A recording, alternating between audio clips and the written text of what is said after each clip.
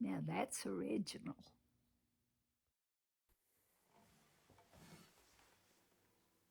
Welcome to Original Thursdays. I'll say up front that I'm going to break the rules in a sense for Original Thursdays today. I'd said that on Original Thursdays I would perform songs that either I wrote, a family member wrote, or a close friend of mine wrote. And I originally planned to sing a song for you today that Pap wrote called Be Not Afraid. I'll save that one maybe for next week or another installment. Instead, today I'm going to sing a really beautiful song for you called Mercy and Grace. And I'm pretty sure it was written by Mr. Mark Wheeler.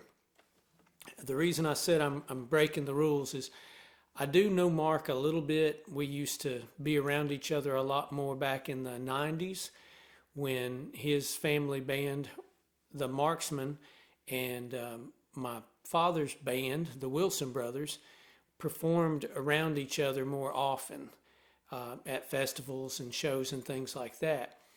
But for the last couple of decades or more, the Marksmen have primarily played away from our area. A lot of performances and tours through Texas. And if you're not aware, Austin, Texas rivals really Nashville as a music city and a music hub. There's probably more live music, or maybe more live music in Austin, Texas than anywhere in the U.S.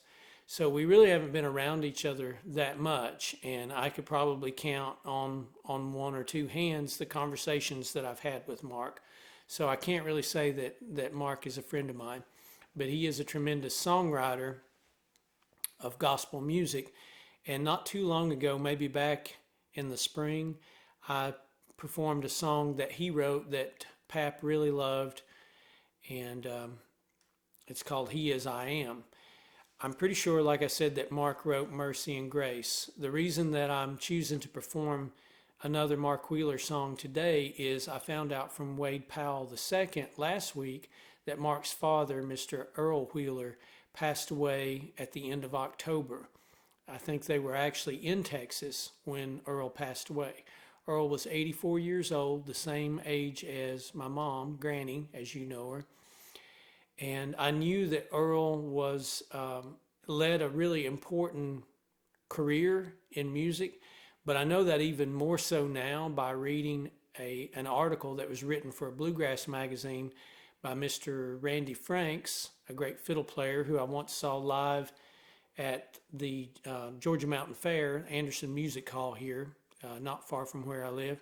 And Randy Franks also appeared on the TV show In the Heat of the Night, if you ever watched that show.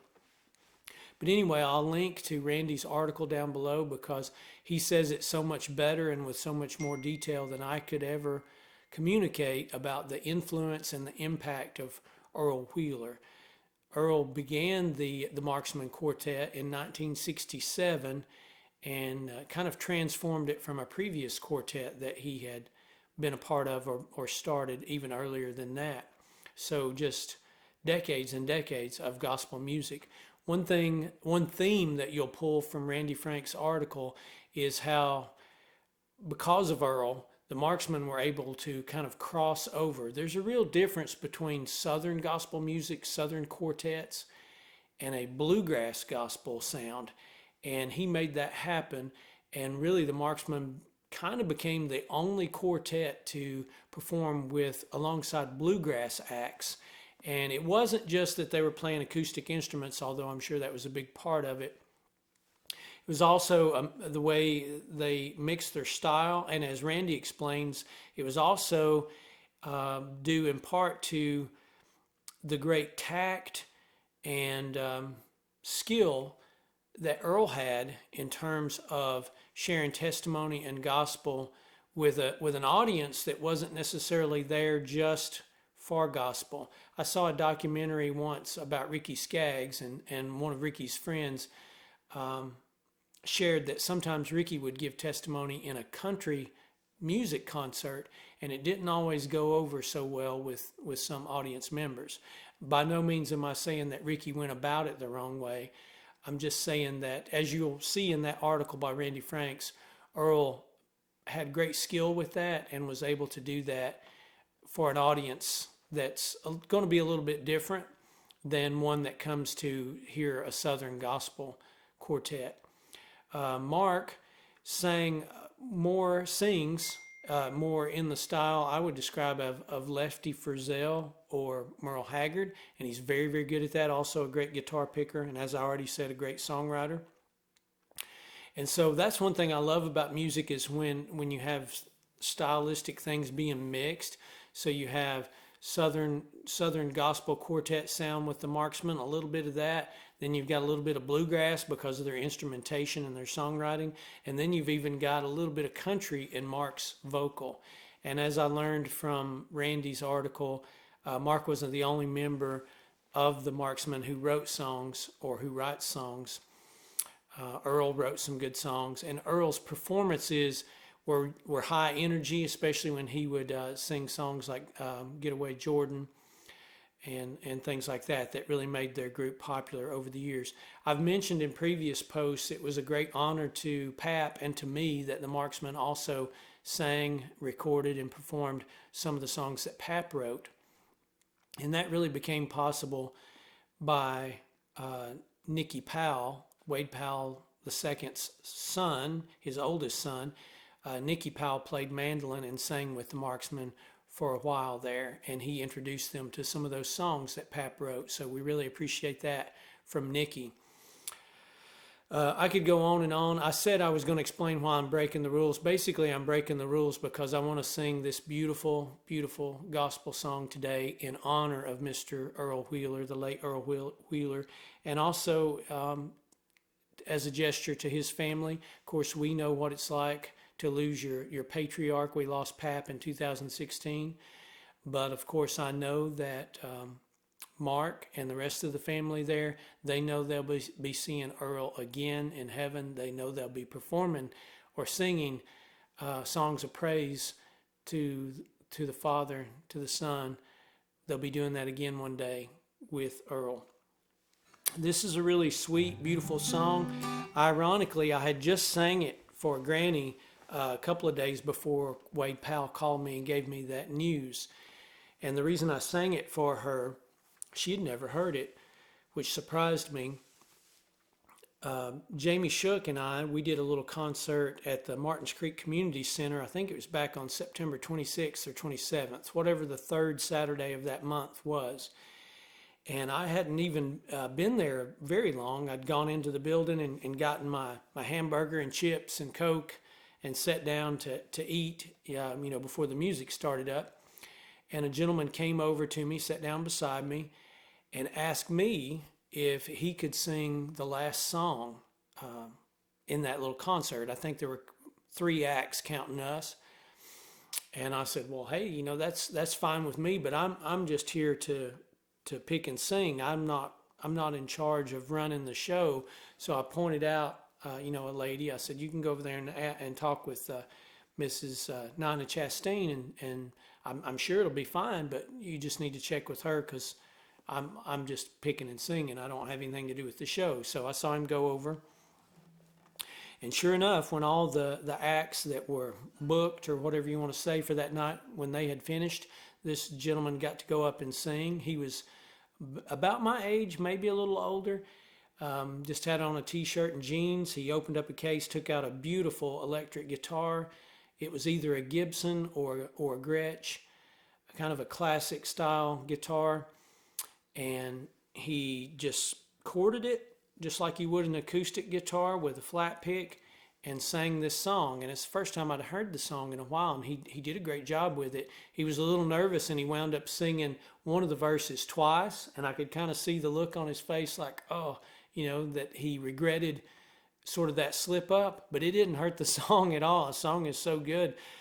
Nothing wrong with hearing one of those fantastic verses twice. So I was telling Granny this story, and she's like, well, I've not heard that song. So I took it out and sang it for her, and she said, oh, that's such a good song. That's such a beautiful song. And I agree 100%. And Pap always liked this song.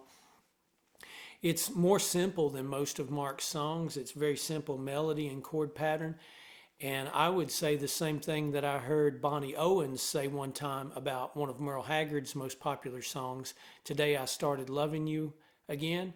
What Bonnie said was that that song was like a circle, that it kind of never ends. And that's the way this song is, the way the chords go and the way it finishes up both the verse and the chorus by going to the high chord, C major, and then coming back to G. In a sense, the scale or the song kind of never ends. It just loops, but it's so beautiful. And I'm not real familiar with the words, so if I botch the words, I may stop the camera and start again, because I want you to hear it just with continuity and not anything to stop the flow of that song. I've seen them perform this song many times live, and I always thought this was neat. Even though Mark wrote the song, most of the time Mark did not lead the verses. Usually it was the tenor singer, which there have been different ones for the Marksmen, but the most common one, I believe his last name is Chambers, Mr. Chambers, and his son, Darren Chambers, was usually the bass player. He's also been a dobro player and rhythm guitar and different things. But I've seen mostly Darren's father sing this song, just very straight, simple, but yet with a lot of emotion, because it's a song that can move people and cause people to come and seek salvation. I may have seen Mark lead the verses once or twice. I think I've maybe even seen Earl lead the verses once or twice. They've performed for so many years, it's probably gone through a lot of different arrangements or configurations depending on who was a member of the band. But I always thought that was neat that Mark wrote the song, but other people sang the verses. I mentioned Darren Chambers. One influence that the Marksmen had on us, if you've watched some of our older videos, then you've seen my sister Tipper playing an acoustic bass. It's a big old shape just like this, but bigger, but also plugged in, to an amp. And we got that idea from Darren Chambers. That was the type of bass. He always played a Martin acoustic bass with the Marksmen, yet plugged into an amp. And it's a great solution for bluegrass music, because then you're not toting around that big doghouse bass, as they call it, the totally acoustic upright bass, which is also a little harder to play. Enough of that rambling on, and check out that link below, and you can learn a lot more about Earl Wheeler and the Marksmen. Turns out Earl, they've won a lot of awards and things over the years, and rightly so. So here we go, Mercy and Grace.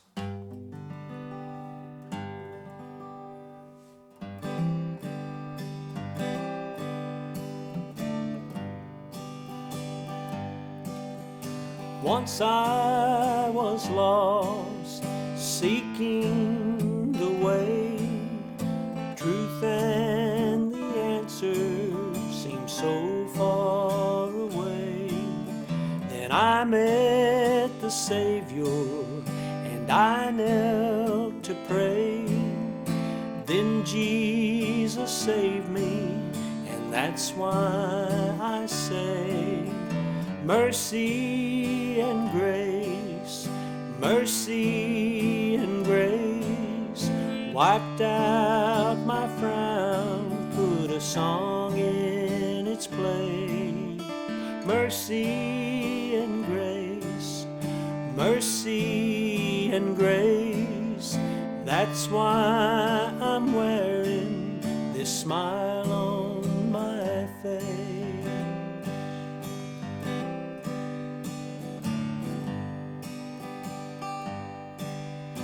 If you are lost and you're seeking to draw nigh to God, He'll draw nigh to you.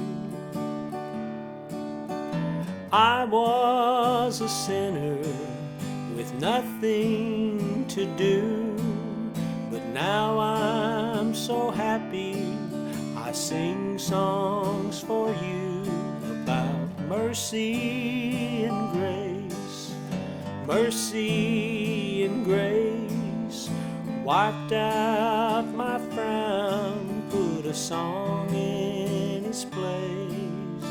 mercy and grace, mercy and grace. That's why I'm wearing this smile on my face.